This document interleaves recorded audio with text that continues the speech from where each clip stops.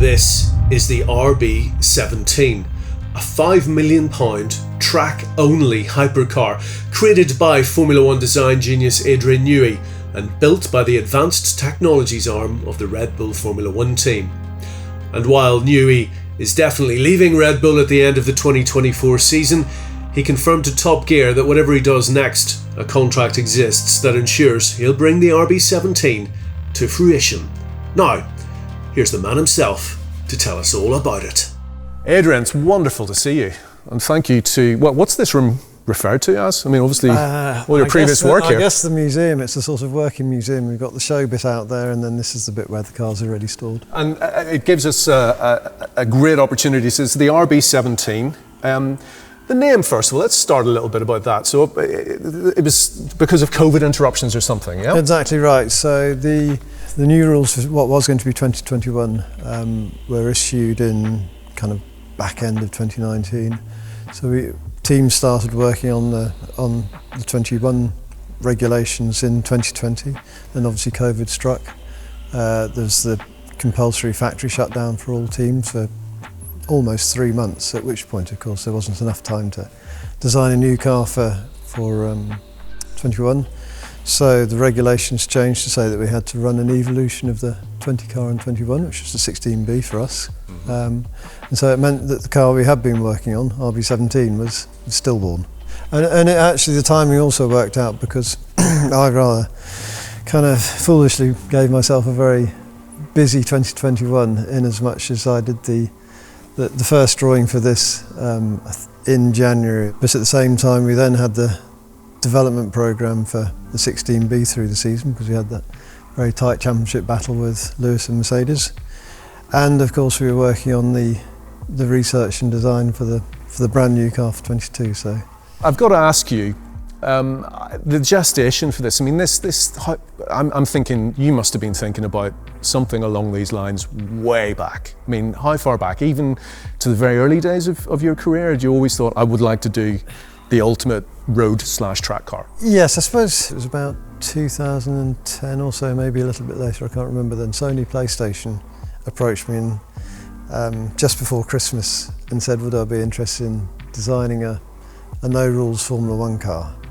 And that particular Christmas we went to Switzerland skiing, but the snow was poor, so I was kind of a bit bored sitting around in the chalet. And so I started that sketching what became the PlayStation X1. And so I always had that in the back of my mind. Tell me about the powertrain, the chassis, and the intent behind it. I think the intent's the most important bit to start with. And the intent really was to create a car that was capable of Formula One lap times, but at the same time be accessible to people, and for two people at that. So that if you're a driver that would like a coach, then you can have a coach in the passenger seat. So share the experience, share the joy of the car, and try to make the car really accessible and adaptable. So those were kind of the fundamental keys. Then you say, okay, well, what else would you like from the car?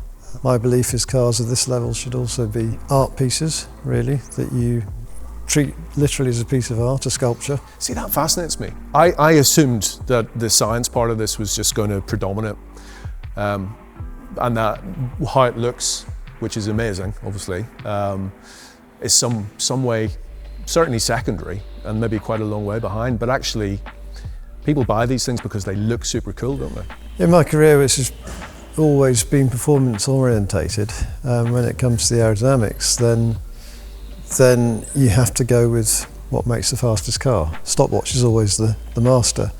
With this, I wanted it to be a bit more kind of a rounded product in terms of the looks, the sound, and of course the driving experience, and as I mentioned, the range of accessibility. Can you tell me what engine it will be? It's obviously, this is a static model. Yeah. It doesn't have that yet, but what are we talking? So it's a V10, naturally aspirated, 15,000 RPM, 1,000 horsepower. The roots of the engine was in discussion with our Powertrains division, newly formed, as to kind of what we could do, how we could achieve it, and then from there we took that and worked with Cosworth, and so they are then taken, if you like, our specification for what we wanted to achieve and gone off and done the rest of the research and the detail. And it's been running as a single for a while. Blocks are now being cast, and they will be starting to build up the first real engine shortly. This one was kind of really focusing even more on weight. So the Valkyrie engine was 200 kilos. This will be 150 kilo engine. So it's what size is it? What capacity? It's only 4.5. 4.5 litre V10, yeah. revving to 15,000 RPM. Yeah. Now the V10 thing, I mean, as well as creating something that looks beautiful, a big driver for this project is the noise as well. Yeah. So like most of us, I suspect you're a little underwhelmed by the sound of the current F1 engine. Yeah? Couldn't possibly comment. But I think if I kind of over my career, then obviously heard a huge number of different engines, from Cosworth V8s to Ferrari V12s and the various V10s. And I think the V10, it's obviously very subjective for me. The high revving V10 was the best sounding engine. But it does have an E-motor. It does have an E-motor. And the E-motor, that's really a development of what we did with Valkyrie, which it fulfills quite a few functions. It means that the clutch, it makes pull away very easily because it pulls away on the electric motor. The combustion engine only engages when you're doing sort of, I don't know, on Valkyrie's case I think it's about 15 miles an hour, be slightly more on this. It saves you a gear because effectively first gear is you don't need a short first gear. It also performs the function reverse, so you throw away 2 gears to start with. It gives torque infill, it gives extra power boost, 200 horsepower, so it's an extra 200 horsepower. In exactly the same way as the current Formula 1 cars, so it more than justifies itself in terms of the weight and the complication, just for all the functions that it can then perform. And the other great thing about this car is that there are no rules. Part of your reputation, Adrian, is built on the fact that you see things, not necessarily loopholes, but opportunities in the rules. Yeah. And that's where your winning often comes from. Yeah. So how is it doing a car where you go, can do what I want?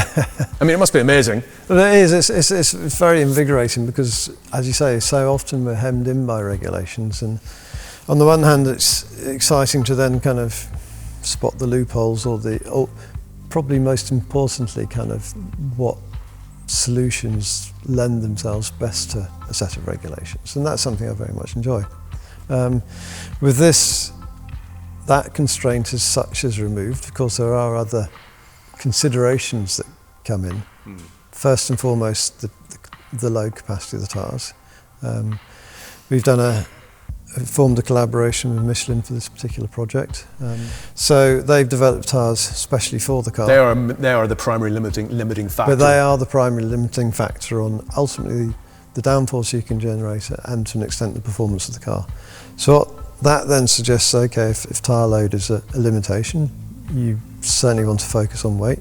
So there's been a big weight focus. The car, depending on what specification you have it in, is around 875 kilos. Good Lord, okay. So it's quite light with, say, 1200 horsepower. And also I think the weight in terms of the lighter the car is, the more driving enjoyment it tends to give. Can I ask you why you're so keen on making this a 2-seater? Would the ultimate expression of this not be? The ultimate expression would be a single-seater, but I think it's nice to, I do track days from time to time and go along with friends, and it's nice to be able to give them a passenger ride. If you take away the art side of it, then this has to be about enjoyment of the owner, the customer, and the ability to, if they wish to have somebody in the passenger seat, I think is part of that. It's part of the joy of the experience, and I want it to be a 2-seater for those reasons. So the passenger's slightly staggered? First of all, because the natural shape of a human, then your shoulders and elbows are if you like, the widest part, so it actually makes sense to stagger slightly. It also, the elbows in particular, if you're sitting kind of side by side and the driver's got his elbows out slightly, then it tends to be getting in the way of the passenger, and the driver might be worried that the passenger's elbows are going to get in the way as well. So just a small amount of stagger gets rid of all those problems. So it's been, I think it's quite an elegant solution. The car does have some luggage space in the front, so it's got space for 2 sets of overalls. It's in front of the rear wheels, there's space for a helmet on each side. So just practicality, if you want to throw your stuff in before it goes to circuit, then you can. Cup holders? Any cup holders? Short on cup holders, I'm joking. Afraid. I kind of expected an LMP1 car, but I think this is much closer to Formula One. Yeah. Clearly that's really tough to do, isn't it? Yeah, so I mean, my experience recently, apart from Valkyrie, has all been Formula One, obviously, and some of the aerodynamic solutions we have in Formula One, particularly kind of the side pod shape. Yeah. Exactly. Then this area here, that area there, and the porosity that creates past the rear wheel is something that aerodynamically is I think a very good feature. So it made sense to integrate for that to be part of the car. Of course, a Formula One car, then you have a completely separate rear wheel. So then it's the problem. Okay, having done this downwashing side pod, how do you integrate the rear fender? Which obviously this has been our solution. And it is, what I should say is that this car, this model, is a point in time. We have developed the car in CAD, got it to a point, and then made a full-size model like this. That was, I can't remember now, probably about last April. What we then did was using what's called augmented reality, which is VR goggles, but you can still see the room. So you can see the car, the virtual car. And in this case, what we did is put the real first model in a room, and then put whichever version we were working on in VR next to it. So then, and that gives you a sense of scale and proportion and everything else, which is nice. So from that, we started to develop what became this. So this is actually a point in time last September. So it's already moved on quite a bit from what you see here. Oh, you must drive your people crazy. Yeah. Well, that's. Will it ever be finished? It has to be finished at some point. So the car's now developed quite a lot from this. It's a bit smaller in length and width. Oh, really? Yeah, we just felt it was a little bit on the large side. It's just over 5 metres long, yeah? 2 metres wide. The final car is, I'm not sure if I'm allowed to say this, I think I am. It's almost exactly the same footprint in terms of length and width as a Aston Martin DBX. Okay. So it's not as small as a Valkyrie, but equally it's not a big car. Can you take us through some of the highlights? You know, please feel free. I will do my best to keep up with your brain, but you know, I mean, there are forms here. I mean, I don't think I've ever seen anything quite like this before.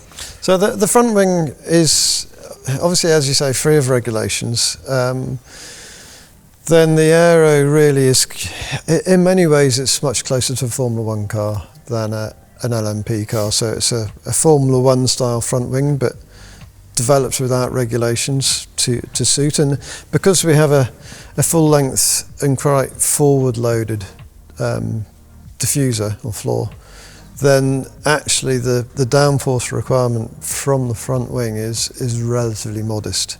We also have to have a system which is capable of losing downforce from depending on which tyre choice you have, from a relatively low speed. With the highest load tyres, then it's about 250 k's, kilometres per hour, whatever that is. 155, I think. Yeah, around that. Everything starts backing off, so the front wing backs off, the rear wing backs off, the back of the diffuser backs off, and we also have fans, so it's a blown diffuser. And the fans slow down. Okay. Yeah. Okay. And the ride height changes because we've got active. So hang on. So that all happens. Is this? So when there's the thing I wanted to ask you is, ordinary mortals, the one thing that very few people will have any experience of is the sort of downforce that this can generate. I understand it's about 1,700 kilograms of downforce at under 150 miles per hour. I'm not very good at those numbers. What I can say is that the aero efficiency of the car. I mean.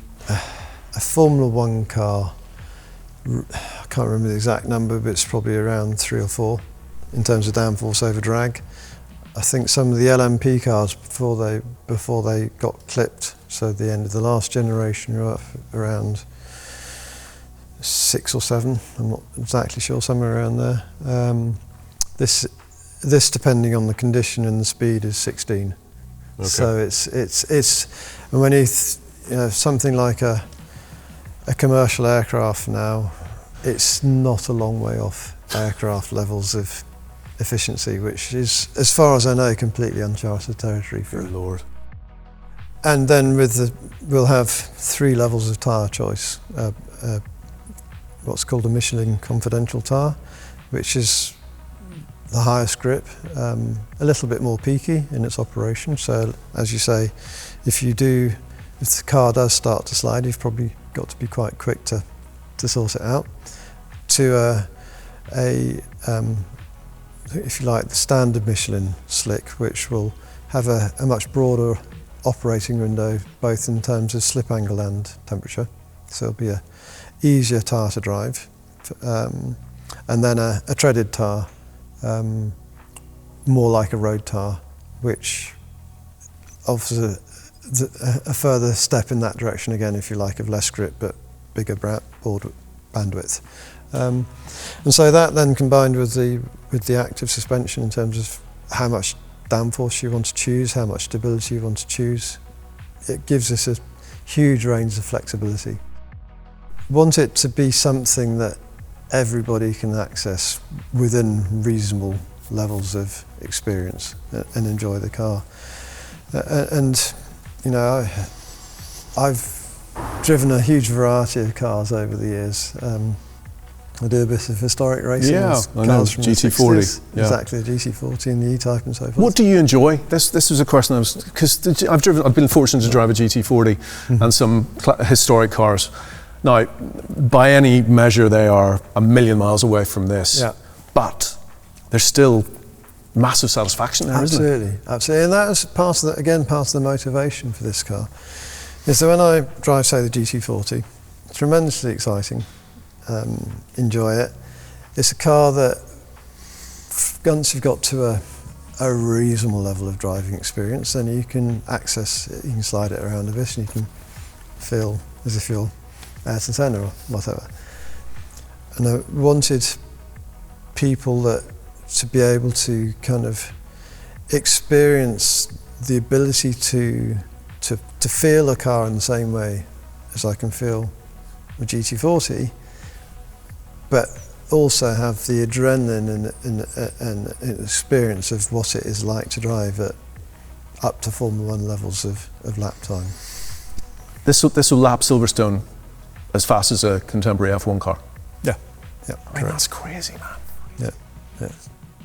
The aerodynamics are really focused around getting the best performance possible as that diffuser, and so you go back to say the front wing generates downforce, of course, but it's relatively modest because the central pressure of the diffuser's quite far forwards, which gives you a very central downforce, a nice stable downforce. The car does have fans on it to augment the downforce at low speed to give it very high levels of performance at low speed. But the fans are done in a very different way to what has been done in the past. And indeed, compared to the X1, it's not. Two fans, yeah? Two fans, yeah, correct. All this arrangement is effectively it's like a barge board applied to a two-seater. Okay. So that's all about trying to get the front wheel wake out of the way and not go under the floor. And then reattach that airflow to the side of the car. And then the porosity on the inside here is the flow that then comes through fully attached. So you're tidying up the turbulent air around here. Yeah, this has the job of pushing the dirty air out here. Okay. So, and then this porosity through here has the job of keeping this area energized, so the floor edge energized, and then ultimately going back through beside the rear wheels so that any flow beside the rear wheels is tidy and good energy, and indeed heading for the rear wing is the same. No, the rear wing, anybody, a layperson can see that it's completely different in design and configuration to an F1. So talk to me about this. Formula One regulations, a rear wing is very limited in span. It's kind of only about this wide. It's aerodynamically much more efficient to make the wing as wide as possible, make it the full width of the car, which is exactly what this does, because that gives you an end placing of the wing out to here instead of back into here. So that has two effects. One, it makes the wing much more efficient in itself. Just like an aircraft, the bigger the span, the more efficient the wing becomes. Hence, gliders, sailplanes have very large spans compared to their size. But also by having it out here, it helps to draw the rear wheel wake outboard and away from the diffuser. So it's all about increasing the efficiency of that diffuser. I suppose compared to a Formula One car, the contribution of downforce from the front and rear wing is less. The contribution from the floor is proportionally much larger, because we're so free of regulations relative to Formula One on the floor. We can do what we want. And packaging a 4.5 litre V10 engine. Yeah. I mean, you said it weighs 180 kilos, did you 150. say? 150. It's still a big unit. It's a still bigger unit to package. It was a 6.5 litre V12 in the Valkyrie, wasn't it? Correct, yeah. So it's by going to a V10 of small capacities, it's a significantly smaller and lighter engine than the Valkyrie engine, but it's still, as you say, it's still a largest V10. But that's just the usual packaging problem. If exactly it's the same as Formula One, in that you go from what effectively dictates the wheelbase of the car is getting the driver's feet far enough rearwards to allow a good length of nose impact structure. Then the length of the driver and himself, and in this case a passenger that's slightly staggered rearwards of the driver. The fuel tank and battery underneath the fuel tank, same as Formula One. Then the combustion engine, the e-motor and the gearbox, and that's what you've got to squeeze in. And the gearbox is exactly the same layout as a Formula One car, so it's a longitudinal gearbox with a bevel drive to a final drive unit. So all the same. Co-developed between Red Bull Advanced Technologies and X-Track, is that correct? Yeah. Okay. So the specification of the gearbox comes from us. The detailed design of the gears, etc., is done by X-Track, which is exactly the same as we do on the Formula One car. So all the philosophies that have gone into the car, right down to things like that, are the same as we've done in Formula One. So I think it is very much a Formula One technology that we use day to day, applied to this. Would you say, because apart from the constraints that you've imposed yourself, which we know, the 2 seats, a few other things that we talked about, is this the least compromised machine you've ever done? Yeah, for sure, absolutely. Yeah, I mean, it's Formula One, as we said, is restricted by regulations. The regulations we've got for this are effectively self-imposed. Tyre loads, of course, getting 2 people in, and safety being the prime ones. And another important part of this is, well, for me, it's £5 million, isn't it? Yeah. Yeah, I mean, it's an academic sum as far as I'm concerned, but I get to drive a car that you've done, but also you guys are going to supply it's like a part of the family. Is that an important driver of this as well? It is. It's one of the reasons for limiting it to 50 people, or 50 cars, I should say, is that first of all, if we went more than that, then we wouldn't be able to manufacture it and assemble it in the same way as we do a Formula One car. And it's going to be done here, isn't it? It'll be done here. It'll be assembled here, and it'll be assembled in the exact same way as we. The whole process from start to finish, from research to design to development to assembly, as I mentioned, it's all Formula One, and it's keen that we should have that and take that approach. The great thing about this project is it's in many ways similar to Formula One, but actually compared to Formula One in a much more stretched out timescale. So a Formula One car, typically from when you start researching a car, let's say, particularly if it's a new set of regulations, which can be considered in that way, then generally speaking, in first sight of a new set of regulations, somewhere between 12 and 18 months before the car has to go to its first test. With this, as you mentioned earlier, my first sketch for it was very early, sort of over the Christmas period into January 21. So, and we're now out of the concept phase into the detailed design phase. So we've been in the concept phase, if you like, for 3 years. In Formula One, you'd be, let's say, 6 months or so. Yeah. And what that's allowed us to do is really quiz it, be self-critical, be very careful on the direction we've taken. Quite often gone off on a route, evaluated it, said no, not happy with that, changed, pursued another route. And that's been quite exciting because it's not something we normally ever have the luxury of doing. Yeah. On the interior, that's now what we're working on. So we've got we've had a seating mock-up from really quite early on to work out the ergonomics. But this stuff is, I mean, I say it like it's an afterthought. It's not. It's absolutely crucial. Being comfortable, being able to see out, being able to place absolutely, all that. Making sure that you've got a reasonably comfortable space for both the driver and the passengers. That all is part of the basic package. So we've had a seating mock-up for, I honestly can't remember, it must be 18 months now, to make sure it fulfills all that, and of course inevitably then you shuffle things around a bit to make sure all changes. So if you like, the hardware, the shape or the available structural space for the occupants is now fixed. Now it's moving into, okay, where do you put switches, the details, the ergonomics, where do you put screens, all that sort of stuff. How do you make it look nice?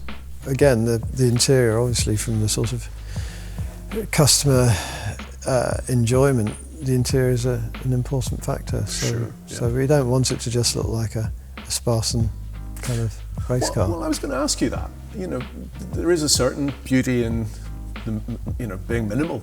Yeah. But equally, a lot of people expect, screens. How many screens do you have in there? Yeah. How are you on haptics? I mean, do you like physical buttons? Obviously. Physical, yeah. You absolutely. Do. Okay. I think especially on a car of this level of performance, you can't be kind of. No. You need to know straight away that. Yeah. You need a physical knob that you change.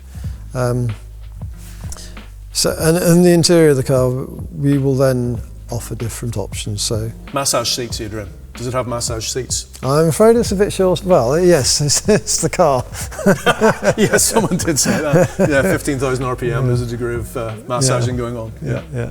The question I wrote down was: is there a certain acceptable level of kind of? You talked about the anticipation / trepidation when you approach a car. Yeah. I would say the Aston Martin Valkyrie generates a fair bit of that. Yeah. And I have driven it, and it's pretty edgy. Mm-hmm. Is that an important component here? I think it should be. I mean, I think perhaps some people haven't properly understood the Valkyrie. I liken it to, you can either, if you're a motorbiker, you can buy a Goldwing and get one experience, or you can buy a modern superbike and get a very different experience. The Valkyrie is clearly aimed more at the superbike end of things. And this is the next level, or several levels to be honest, on from that. If you get in it with that tingle of excitement and adrenaline and nervousness, I think that I find personally when I get in a race car, particularly the faster cars, that's what I feel. And I think that's part of the excitement of it. What's your favourite bit in this car? Or what are you most proud of? The package. For me, it's always the package. There's no individual feature or something. It's about the holistic kind of making sure that everything communicates mechanically, aerodynamically, vehicle dynamics, etc. One thing's on the styling side that I was very keen to make sure is that it looks as if whoever designed the front fender is the same person who designed the rear fender, because so often you see cars where there's no obvious communication between the front of the car and the back of the car. In all senses, also the nose versus the tail, etc. Try to make it so that it's very homogeneous. Adrian, thank you. Pleasure. Thank you very much. Thank you. I'll fill in the bank this afternoon, okay? What, 10-20% deposit? Will that secure? Yeah, absolutely. Yeah? Thanks. Good. Thank you.